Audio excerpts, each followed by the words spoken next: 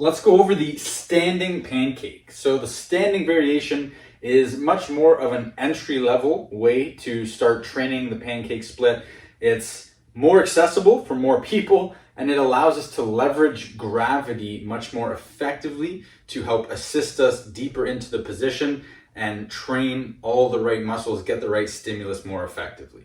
So the two main attributes that we want to look for in this position are going to be our foot width, our straddle stance. So as a general rule of thumb, we want the feet to be outside of shoulder width, and we want to use our wingspan as a measurement tool, and we want to be somewhere in between our fingertips and our shoulders.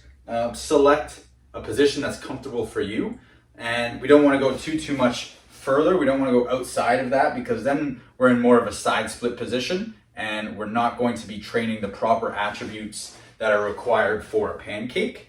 So general rule of thumb, outside your shoulders, inside your fingertips. And the second attribute that is very important to consider is our hip positioning or alignment.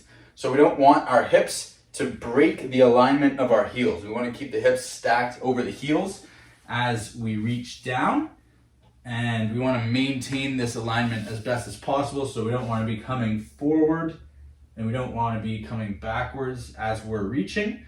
We want to maintain that alignment as best as possible and reach our head down towards the floor.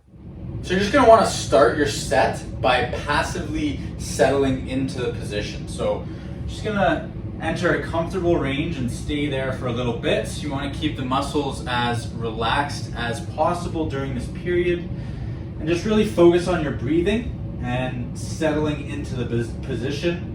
Try to relax a little deeper into the position with every breath out. So every exhalation, you want to try and expand a little deeper as the breath is leaving your lungs. Once you've settled into the position for a period of time, you're generally going to want to spend 30 to 60 seconds doing that.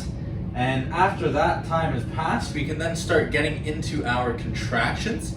And how we're going to want to create a contraction in this position is by actively flexing the quads, using our hip flexors and our abs to compress our body as much as possible, and think about reaching our head actively down towards the floor.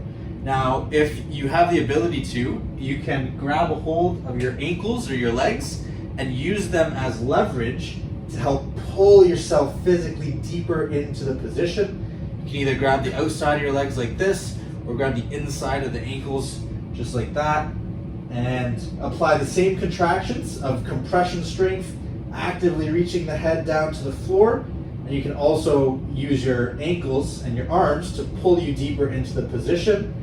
And our goal with this standing variation is to get our head to touch down to the floor. And once we do that with a fairly rounded back, like that's going to be your first milestone. Once we get there, we can start to actively try and straighten out our back and use our back muscles to assume a more strict pancake position. And that's how we're going to want to work towards our floor variation and start to expand our range of motion into something that's going to allow us to actually effectively train the pancake on the floor and make some gains that way. So hopefully you got some value out of this video. If you did, please leave me a like and let me know. Subscribe to my channel if you're looking for more flexibility and strength related content. I'm going to be pumping that out on a weekly basis for you. And don't be shy, leave a comment with any questions or anything that's just top of mind for you. We're all friends here, right? Right. Enjoy your pancakes.